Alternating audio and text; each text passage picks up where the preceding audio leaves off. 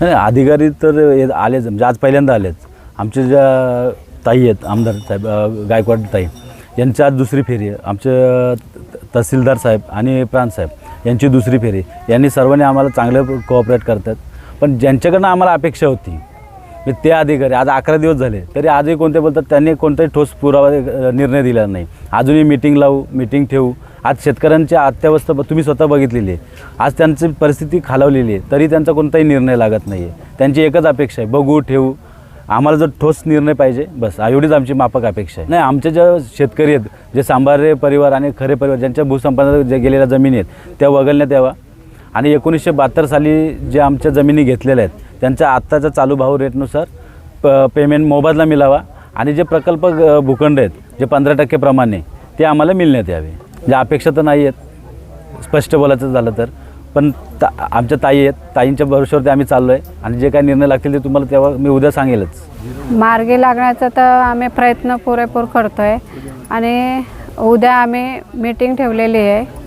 त्या मीटिंगमध्ये ह्यांचे जे सातबारे वगैरे आहेत किंवा यांना जो मोबदला काय पाहिजे त्याविषयी आम्ही तिथे बोलणार आहोत. आणि तिथे काय जो निर्णय होईल तो मी इकडे येऊन यांना सांगणार. आणि जे काही प्रयत्न माझ्याकडून जेवढे काय करता येतील तेवढे मी या शेतकऱ्यांसाठी करेन. आणि त्यांच्या पाठीशी मी उभी आहे आणि त्यांना मी मदत करेन. हो, यायला पाहिजे होतं त्यांनी. ते शेतकऱ्यांच्या ते जे काही आहे ते जाणून घ्यायला पाहिजे काय समस्या होत्या त्या. पण मी प्रांतसाहेबांना सांगितलेलं, प्रांतसाहेब पण येऊन गेलेले आणि मीही एकदा इथे भेट देऊन गेले होते पण ते आले नाही आहेत भुताळे साहेब. तर त्यांना मी आज घेऊन आले इथे आणि त्यांच्या समस्या त्यांना सोडवायचा प्रयत्न करायला सांगितलं. नक्की सुटायला पाहिजेत, प्रयत्न तर करू आम्ही. या उपोषणाच्या ठिकाणी माननीय आमदार सुलभाताई, MIDCचे अधिकारी, तहसीलदारांना आम्ही भेट दिलेली आहे. शेतकऱ्यांची मागणी ही आहे की आमचे 6 सर्वे नंबर जे आहेत ते भूसंपादनातून वगळण्यात यावे.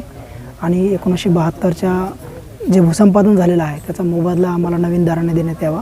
शेतकऱ्यांनी सगळ्या समस्या मांडलेल्या आहेत. MIDCच्या अधिकाऱ्यांनी नोंद घेतलेली आहे. आणि उद्या उपमुख्य अधिकारी साहेबांच्या अध्यक्षतेखाली एक मीटिंग उद्या कॉल केलेली आहे दुपारी 12 वाजता. आणि त्यामध्ये ह्या सगळ्या ज्या शेतकऱ्यांनी मांडलेल्या व्यथा समस्या आहेत त्यामध्ये उद्या चर्चा होणार आहे आणि तिथून मग काहीतरी त्यामध्ये निर्णय होईल.